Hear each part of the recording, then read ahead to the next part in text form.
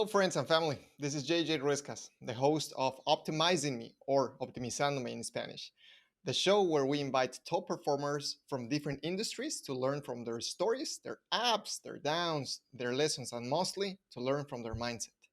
Our guest today is an executive coach who spent more than 25 years studying human mind and performance. She has a passion for translating psychology and neuroscience into workspace and leadership applications. Thanks to that, she has been trusted by companies like Coca-Cola, Vodafone, HelloFresh, and many more. She's on a mission to improve performance without compromising well-being, and we are going to talk about that today. I am personally very excited about this conversation because lately we focused on how to avoid burnout for people that spend a ton of time in front of the computer, like you and me. Without further ado, let me introduce you to Banu Hantal. Hi, Banu. Hi, JJ. A small correction.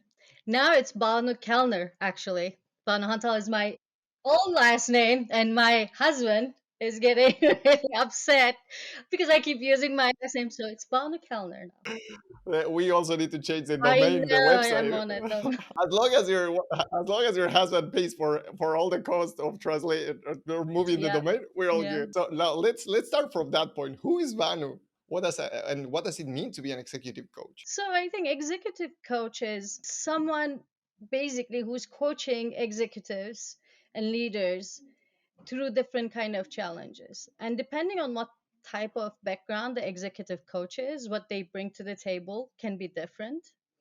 But in general, when you're not a business coach, so you're not giving advice on the business aspects, drivers of success, but you are working on the drivers of success that comes from the person, from the leader.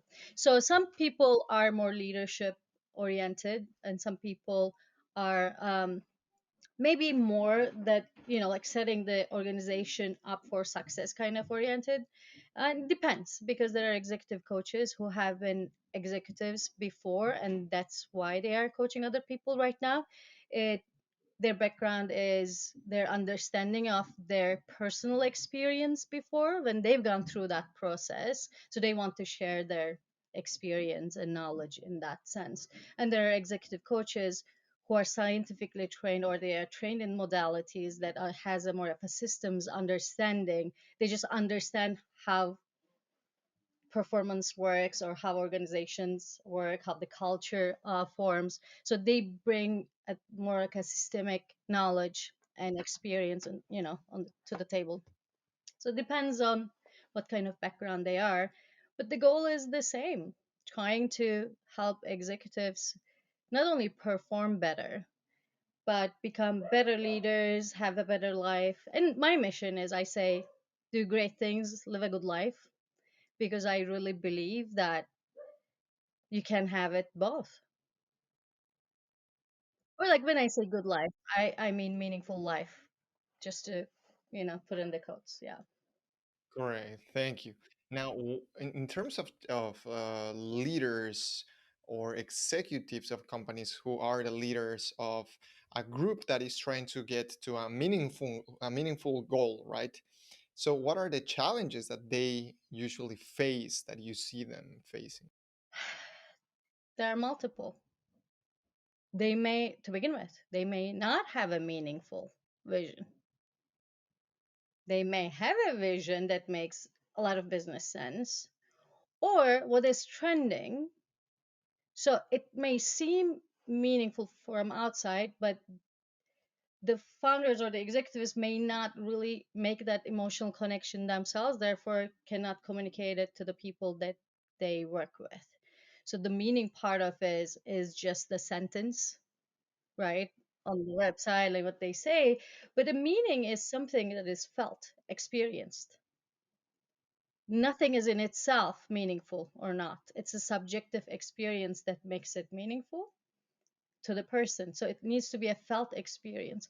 Sometimes they don't have it from get go.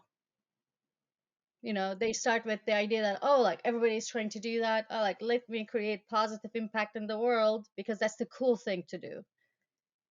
It doesn't necessarily mean, even if they have a mission based business, that doesn't mean that they find it really meaningful for them. So that's one case. Another one, they start a company because I mostly work with founders, startup founders, CEOs right now. And what I see commonly is when they start the company, they have a vision they find that really, meaningful, and they are pulled by that vision. But in time, they change, and they are in the day to day parts of the business, they lose the connection. Either they lose the connection, they forget about, because that's not what they are focusing on. They are dealing with like mundane issues, putting out fires, and they can lose the sight of the meaning of what they are doing. Or sometimes they change. What they found meaningful before is not as meaningful to them now with the person they are today. And if a leader cannot feel the meaning, it's really hard to get it across to a whole organization, to be pulled by meaning and then feeling like the time I spend here, the work I do here is meaningful.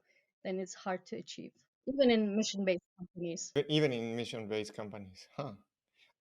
Now, it's interesting what you mentioned. Also, let me get deeper on the part of putting fires, because I was talking yesterday to the head of people ops of a big company, and he was telling me how once they achieved a goal, there were new problems, some new fires to put, and he was getting frustrated, right?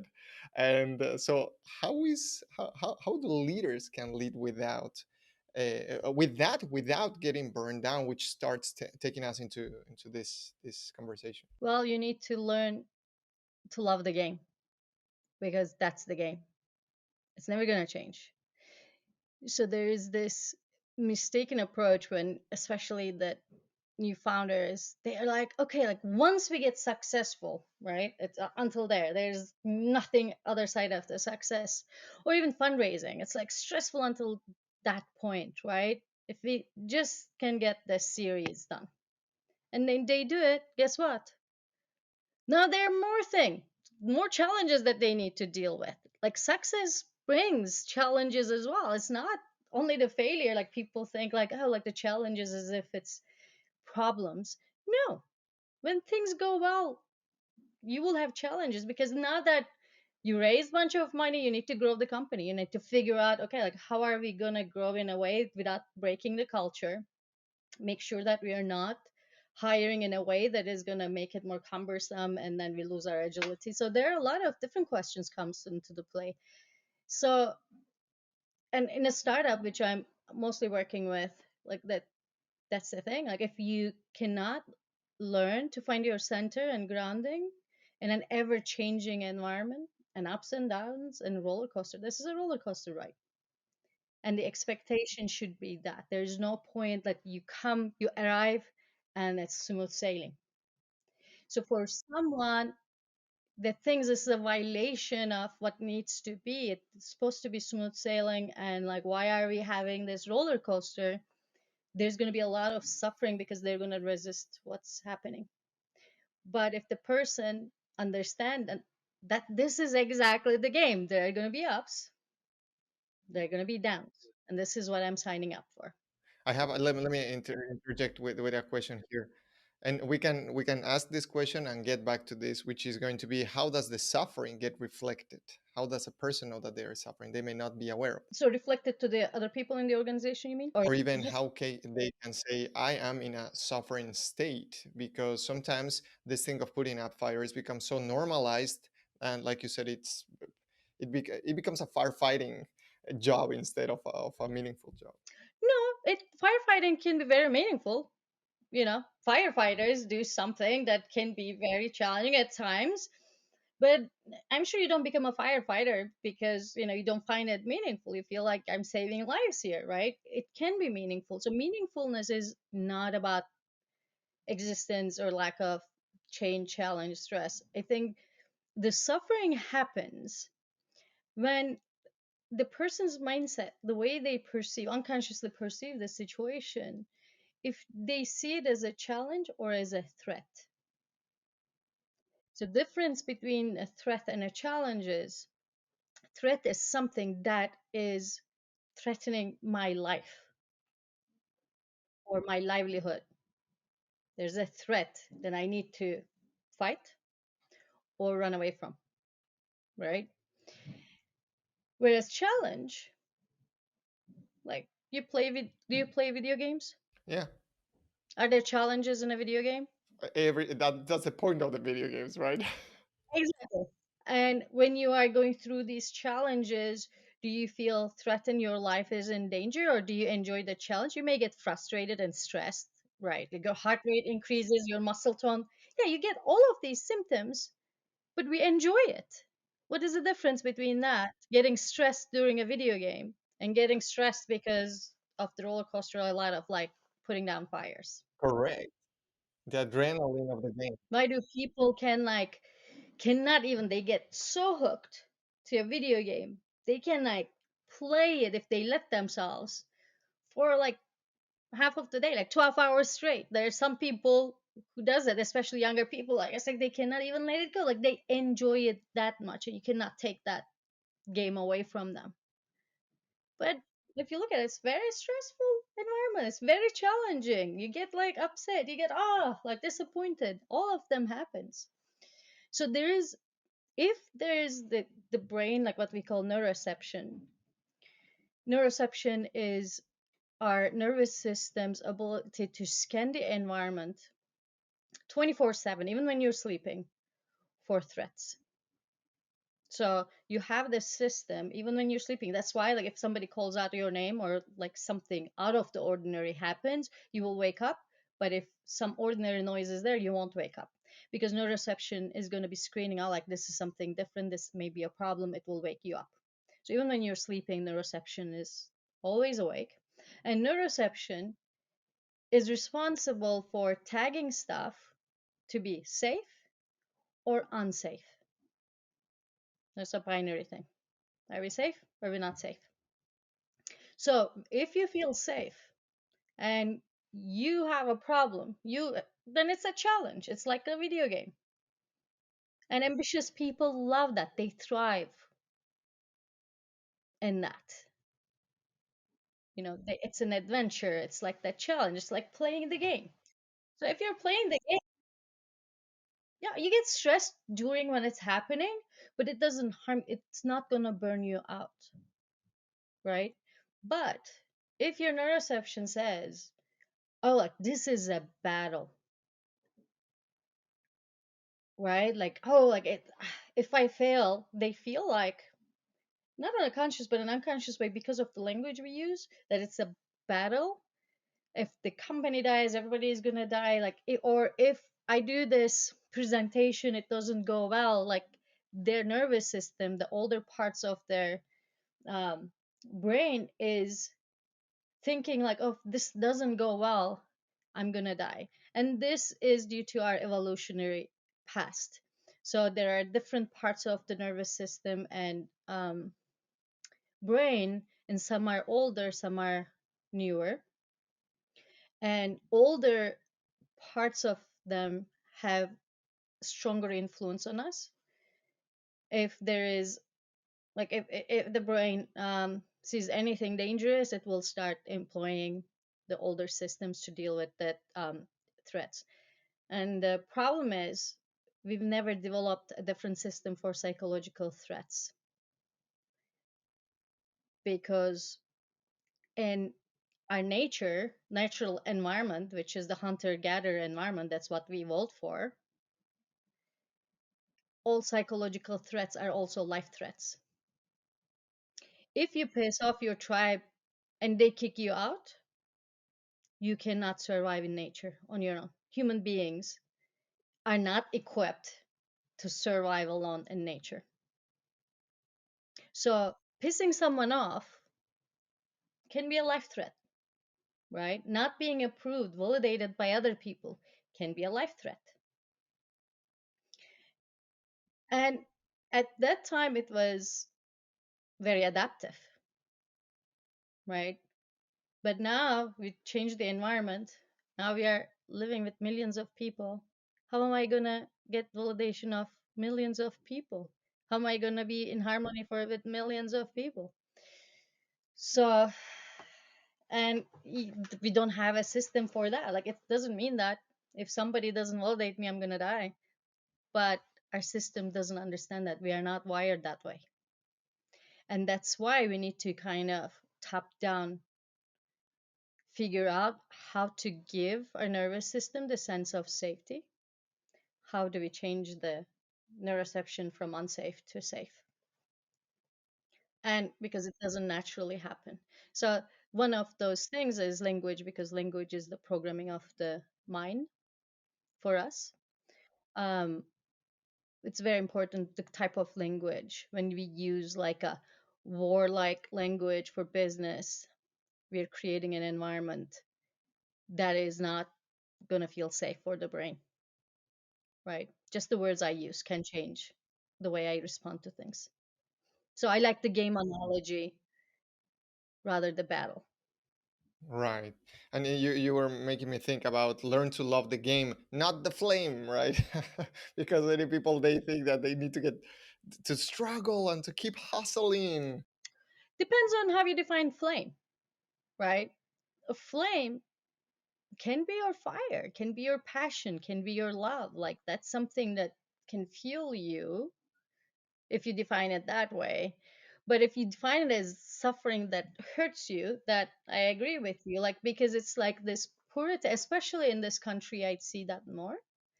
Uh, I don't know like what your perception is, but in states, there's this, especially on the East Coast. It's so strong.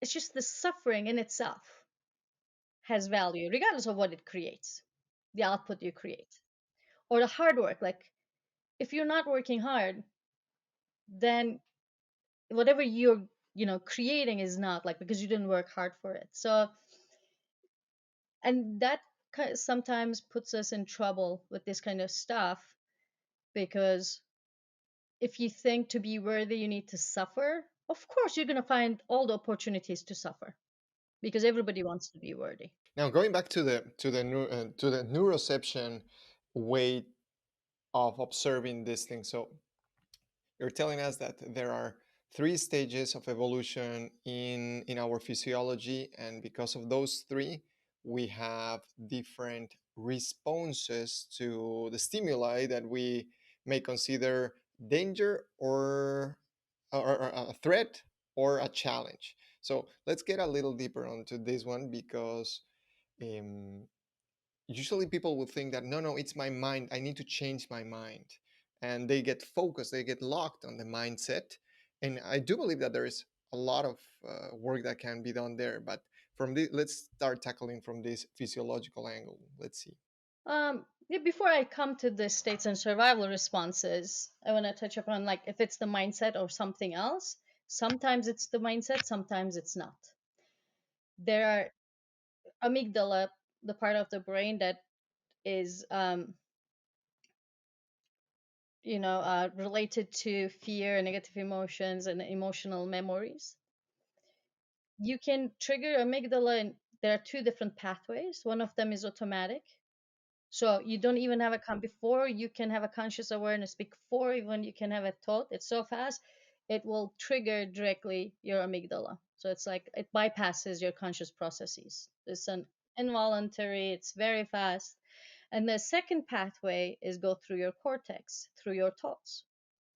So something like, there's a stimulus, and then it triggers your cortex, and then you think something, and that the content, the type of the thought can trigger amygdala.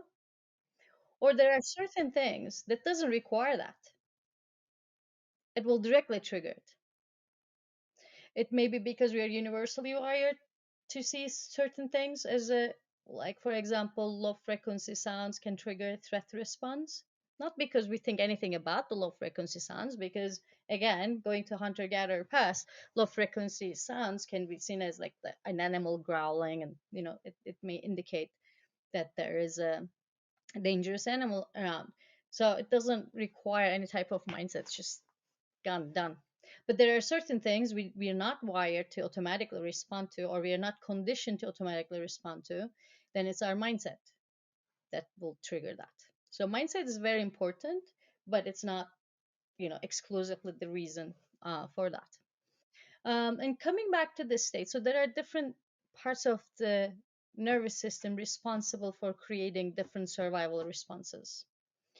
And we have three main survival responses.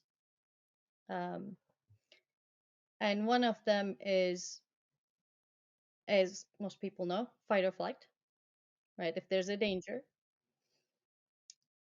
I'm going to give either a fight response if I feel like I have a chance to beat that threat up, and I'm going to give runaway response, flight response, if my brain, right, that my unconscious brain makes a calculation and says like, I don't know, I don't think you can win this fight, so run away.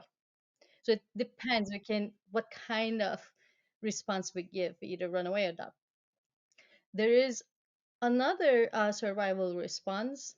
Some people call it freeze. I like the collapse and shutdown, freeze, collapse, shutdown. And that's when something like really intense, life threatening happens. The animal organism, um, and you see them in reptiles a lot, like they will just freeze and they will look dead for a while, right? And this is it's intense. Or like a person, like in a very scary condition, they may just faint, right? It's a collapse shutdown in its intense version, and there's like milder versions of those.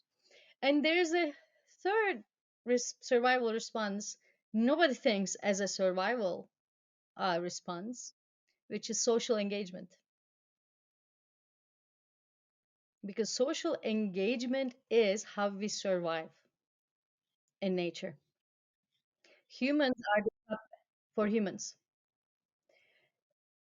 For humans, that's what made us humans. This is the reason we are the top animal, right? Because our survival response in times of threat is like bond together and fight that, or like find a solution to that, create that. That's why we develop language, because that's what helped us survive in that environment. And that's a newer, in terms of the neural network, that's a newer system and evolution. And that's more like, as humans, I think we have uniquely, um, yeah, we are advanced in that sense, the way we are socially engaged with each other and create things. So at any given time, we give one of these responses. And again, it depends on neuroception's tagging of the current situation. If the current situation is tagged safe, then we're gonna give the social engagement response. If it's tagged dangerous, we give fight or flight response. And if it's life threatening, in such a way that like it's very probable that I'm gonna die, like it's serious, it's not just dangerous, it's life threatening, then it's collapse and shutdown. So that the reason of collapse shutdown is if it's a life threatening thing, and imagine there is a predator like a lion on top of me, and if I go like completely limp, number one, the animal may let me go, right? Like if you're not moving, you're not taking, or you see them around and like you freeze and they may not notice you. Your breathing lowers, it makes you less visible in nature. Or you fell into a ditch and you cannot get out. Something needs to happen for you too. Like, and you're trying to increase the time that you can stay alive until you figure something out. So your metabolic resources are very precious. So the whole body lowers all the operations to reserve resources. So everything is shutting down so I can use those resources for a longer period of time. So it has multiple benefits in a serious life threatening situations. And I actually, thanks to that, I think I'm alive today. I had a shark encounter, and yeah, this is in Miami and Memorial Day, and I lived really close to the beach. So And I say, ah, I just want to jump in, swim a little bit, and the beach is so crowded. I just throw my towel, get in, because it's a holiday. Everybody is like, normally you don't really swim directly out. Obviously, the sharks, but it was such a crowded place, and I don't like to swim like with everyone. And I'm like, oh, okay, I'll just go a little bit further. I swim, and my spidey senses are off. Like I'm like something is off. I get my head up. I look towards the beach, and I see hundreds of people like screaming and waving. I say screaming. However, I heard, or in my memory, there's no sound. Completely sound is taken out. In my memory, there's zero registration of sound. I just saw that and I'm like, and I look next to me and there's this giant blackness, like literally touching, like this side, not the face. Thank God I didn't see the face. And I did not feel anything. There was no panic, there was no fear. I was completely numb. There was no sounds. And then there was this weird mental space. And I realized, okay, there's a shark. And I like very slowly start swimming towards the shore. Like I wasn't splashing. I wasn't anything. Like literally, I had no feelings. The second I was able to touch the ground and I knew I was safe, my body started shaking uncontrollably. Like like the stress, like the second my brain, the nervous system realized that life threat is over, then I was able to give, and now it says, now you have chances to now run, like get out of that situation. So I was like and then I was able to get out. So it is amazing to give these survival responses in the right places, and it saves our life. These are very functional. There's nothing wrong with them in themselves. The problem is when they don't fit the situation. And why do we give them in the places that doesn't make sense? Is because this world we live in is not the one we evolved for. So it doesn't know, like the system does not match the environment, and then we're giving these maladaptive responses. Then they become a problem for us. I say, the way we are wired is a Ferrari. It's a state of the art vehicle. Like it's amazing system, but for hunter gatherer world. Now we took that Ferrari and put it in off road.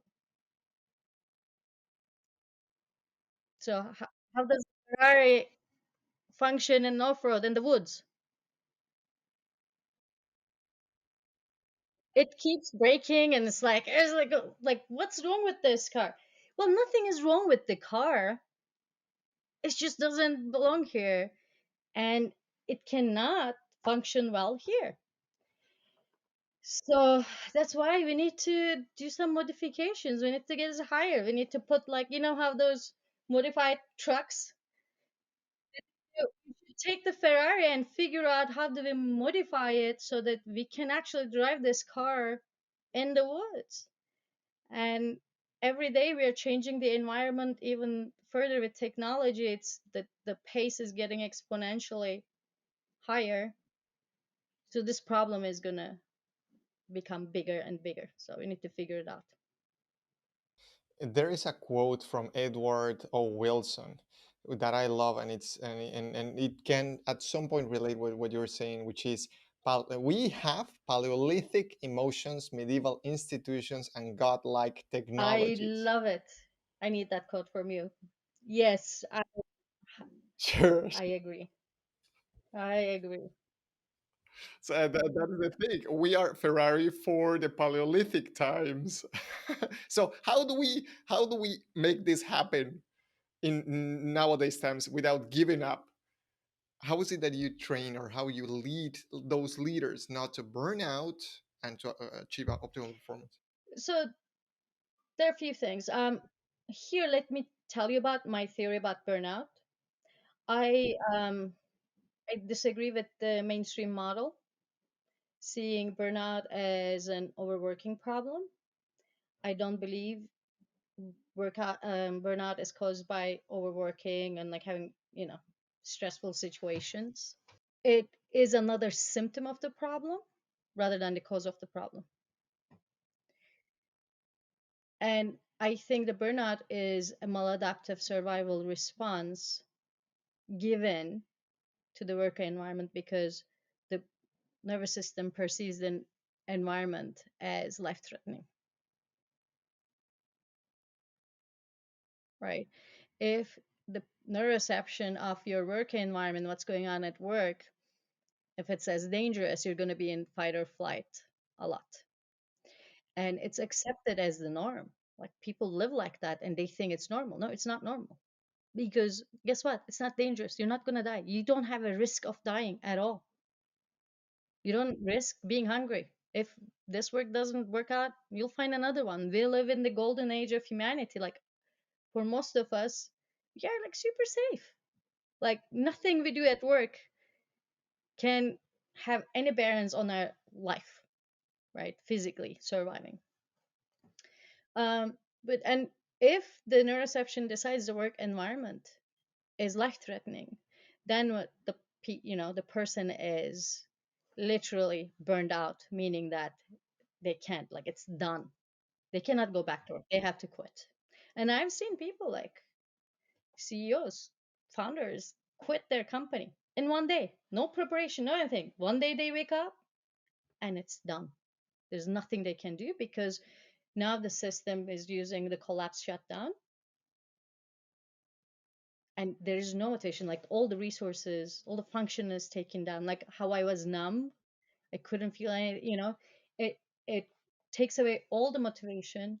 It shuts down the social engagement. It shuts down the prefrontal cortex, which does all the sophisticated mental operations that you need as a knowledge worker, like planning, doing things, um, processing different perspectives, different kind of information, and a bunch of other stuff. So that is not working. So it's not like you cannot perform. You're done at that point. Some people have it for a little bit of time. They take a vacation and they feel like, oh, it's getting better. Yeah, it will getting better because you left the environment for a little bit, but you didn't solve the problem. You come back and you're gonna have the same problem again. It's not gonna solve the problem.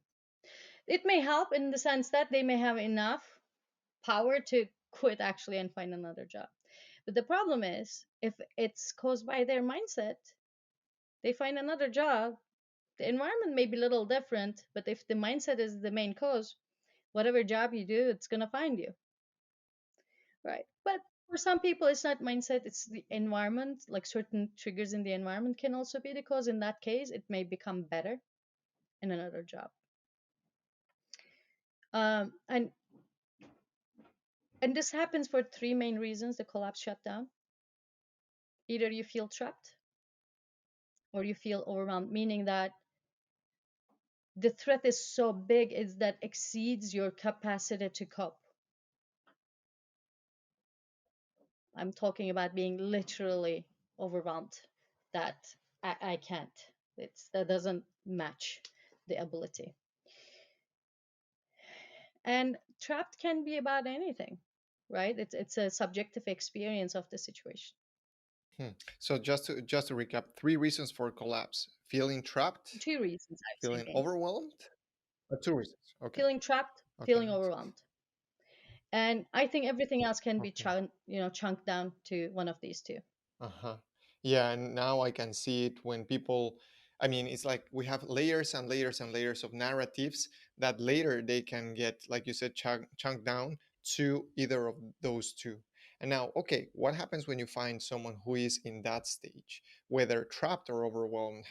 How to get the person out of that? Whether it's a CEO, whether it's the operator of machinery, how does that work? So you look at the first of all what you're trying to uncover what the brain assesses as life threatening, right?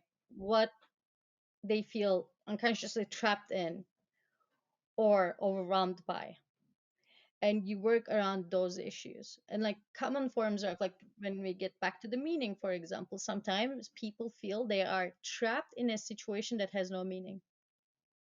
I go to work, I keep doing this, I don't find meaning in it, and I'm like trapped in a meaningless place. And I cannot leave because I'm scared to quit my job or whatever type thing. Like for employees, it's that. I've seen founders creating a company that doesn't fit them culturally and their values, and they feel like trapped in a company they created because they like starting things, but they don't like to run things in the long term. And it's like, I created this, I cannot like quit and go, like I'm trapped in my own creation. And people feel very, this is a very common one, uh overwhelmed because the demands from the environment is ever increasing, never decreasing. It gets more, like the more technology allows that to happen, we are bombarded with the things we can do, the things we can learn, the tasks we can accomplish. The success is, it's this endless things that you can think of. It will never end. Like, how am I gonna, like, if you're a person that comes from a mindset like I have to do it all, you're screwed. I don't know how you cannot burn out. If you have to do it all and it's impossible to do it all, what are you gonna do? Even people who love learning sometimes find themselves in a situation, it's like, oh, I want to learn everything all at once, and there's so much possibility, but I cannot learn fast enough. And then there's this sense of like I'm chasing something, and they can feel overwhelmed by everything they feel like they should know already, and they can't ever catch up. Or regardless of what they accomplish, the success post of success is always moving away, like never feeling satisfied, and like coming to a place of overwhelm because it feels like it's never going to work out, and you again trapped in a cycle that's very negative for them. Like there are different situations for, different cases for different people. Sometimes it's interpersonal relationships that can be very triggering of survival responses for certain people. So you work on the mental aspects of it. um that's one, because that's the only thing that will actually cure it. Either you change the mindset or you change the environment, one of those two, and that will take care of the problem. However, it's not always possible to exactly pinpoint, or they may have a harder time to change either the mindset or the environment and blah blah blah. Or because they are in survival responses, they are in, collapse, shut down already, they don't have enough motivation or energy to spend it on fixing the problem, because it requires energy and focus. And like if your brain is not working, you cannot think, you cannot remember anything, you don't want to get out of the bed, like how are you going to fix this problem, right? We cannot get the person there yet. So because of that, regulation is super important. So there are certain things you can intervene and change the nervous system state. So you can take someone, there are things you can do to take yourself out of a shutdown, collapse, or fight or flight. Again, this is a temporary fix. You can take it momentarily out, but I think that's what the problem is currently.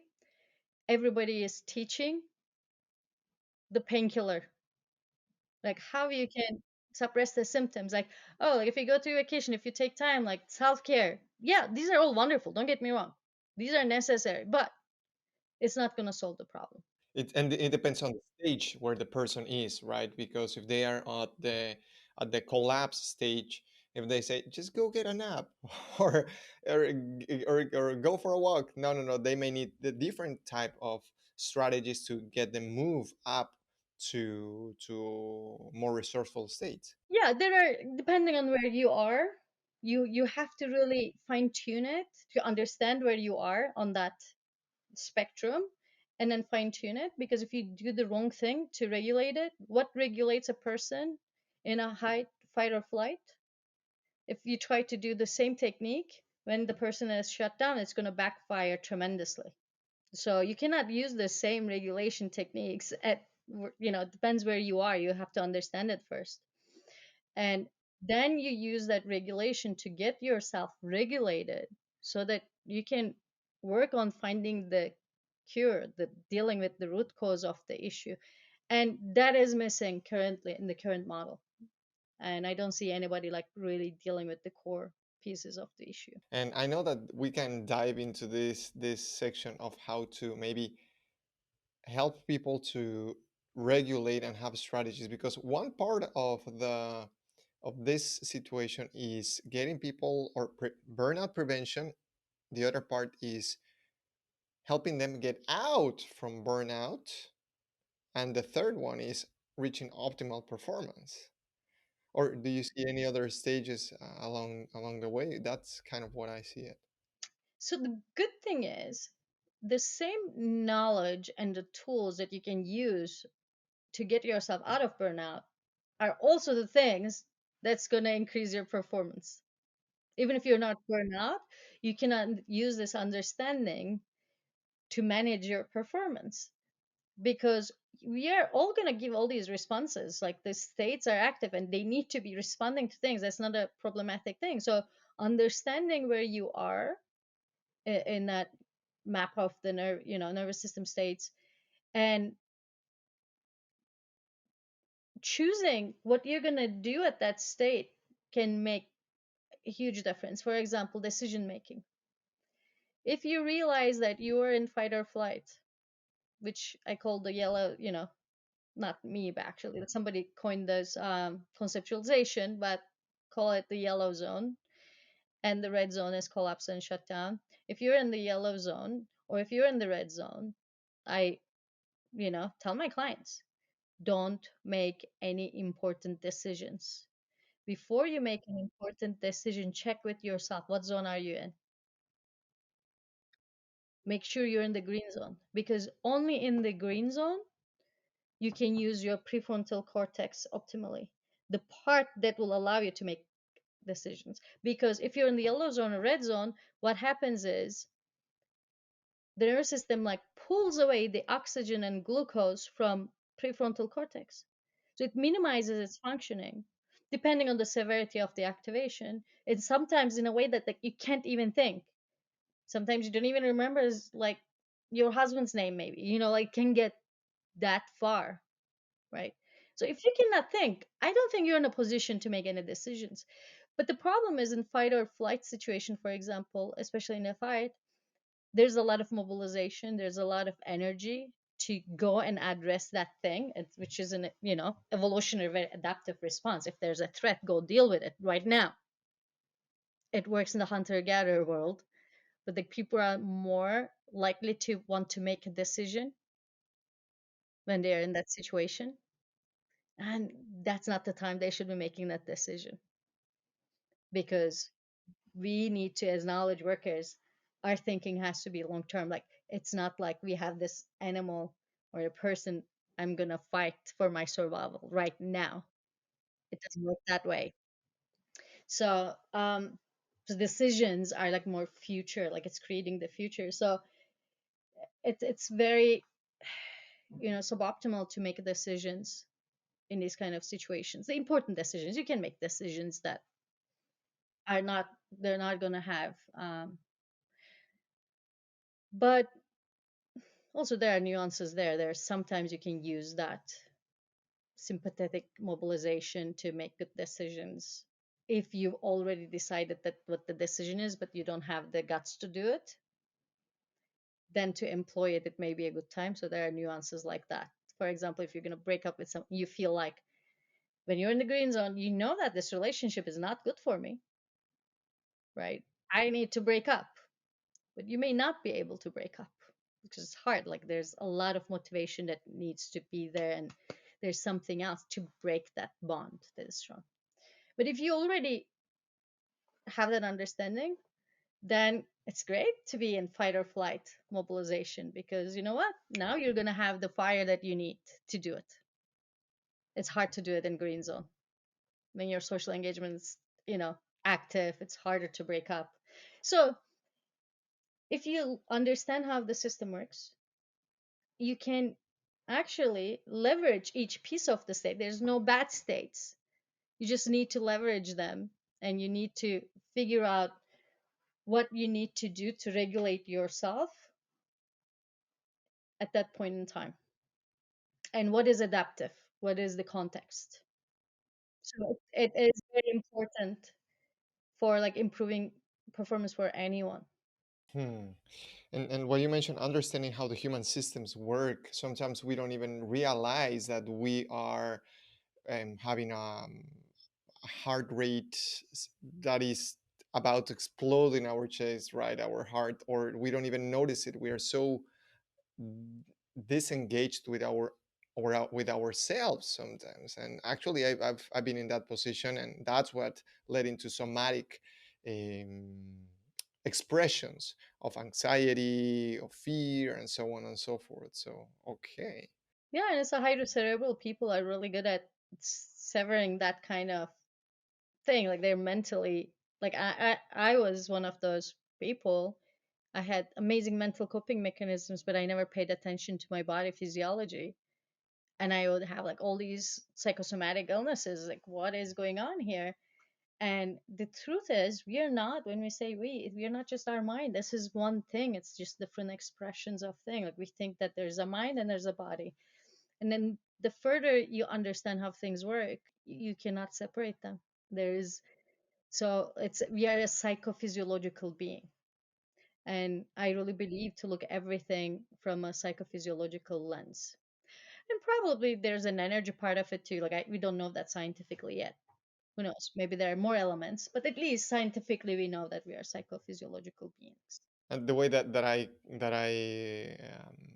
see it is that the UI affects the or the software affects this the hardware, and the hardware affects the software. In other words, our body and our mind, right?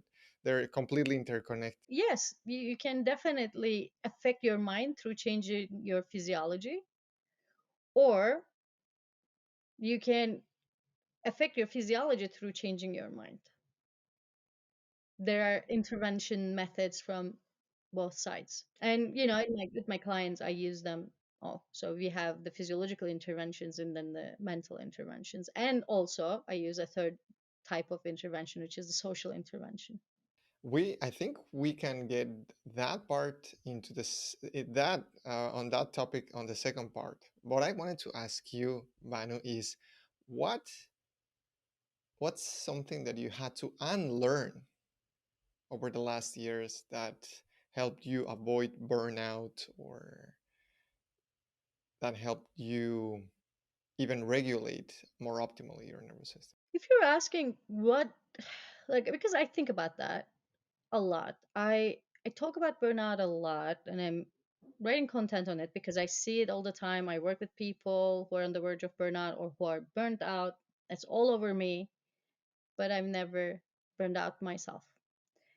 And now being exposed to all the people, like what they are experiencing and the difference, like, and I'm speculating here, what protected me from being burned out is, I think, I was depressed once after my dad passing away. I got into clinical depression, and it came with like a lot of sense of you know worthlessness, questioning everything. Who am I? Because at the same time, I had moved from Turkey, where I'm originally from. I got married. I moved here, and I had a lot of reputation in Turkey. And I was successful. Went to the best schools. I had dance schools. Everybody revered, and like I had this set of confidence and sense of worth there. I come here and nobody knows me. I don't have work permit. I cannot work. I cannot create anything. I'm just sitting at home, like, and I'm processing my dad's passing. And the gift of that period for me, it came to a place that, like, oh, okay, everything that made me worth, like, doesn't mean anything here. So I'm worthless here. And I realized nothing that I had that I built my confidence on was real. It's like a sandcastle. Nothing was internal. It was all about the situation and what other people thought, what kind of situation, prestige. And I had to come to a place like, and I said, guess what? If I'm not, I'm not, right? But I'm here. I would rather do something with my time here. Like me and I started volunteering in a um, warehouse that I was on a factory line practically sorting out the salvaged grocery items to boxes so that they can give it to and I said, at least I have working hands and feet, and I can, I don't have work visa, but it doesn't mean that I cannot do anything.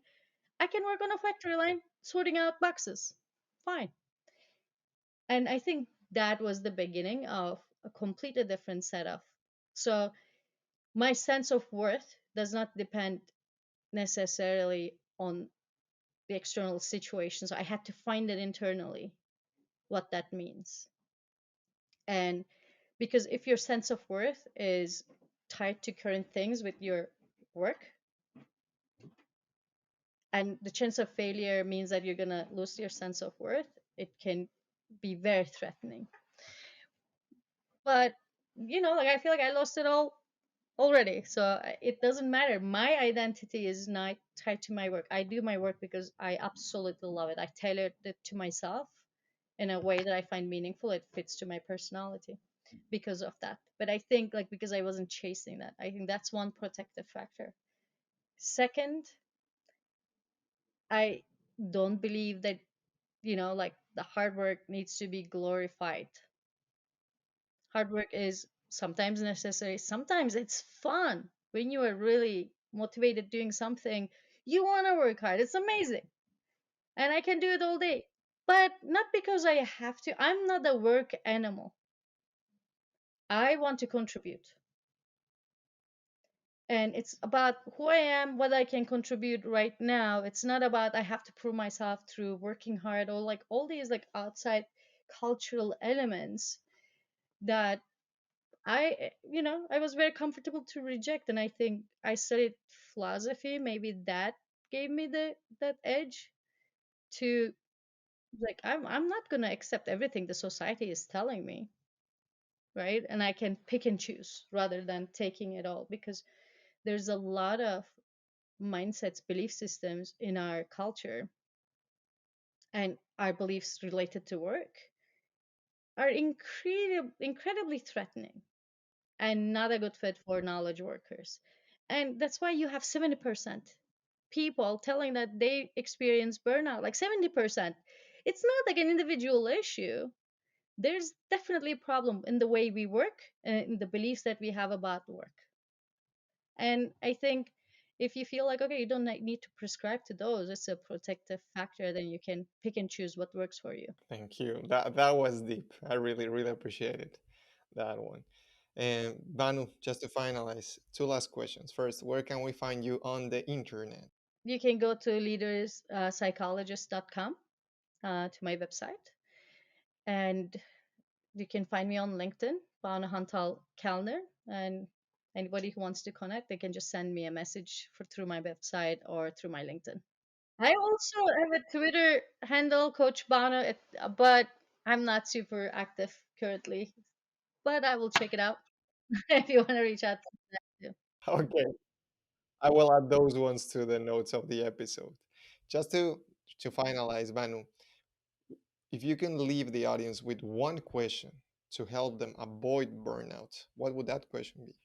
To avoid burnout, or if they are experiencing burnout. Hmm.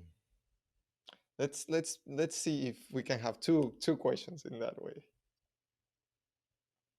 Okay, if you are experiencing signs of burnout, especially the collapse shutdown kind of like responses, the two questions are the ones like, what makes me feel trapped? What makes me feel overwhelmed? Because if you don't understand what triggers these responses, you cannot find a solution, right? I would question those two things.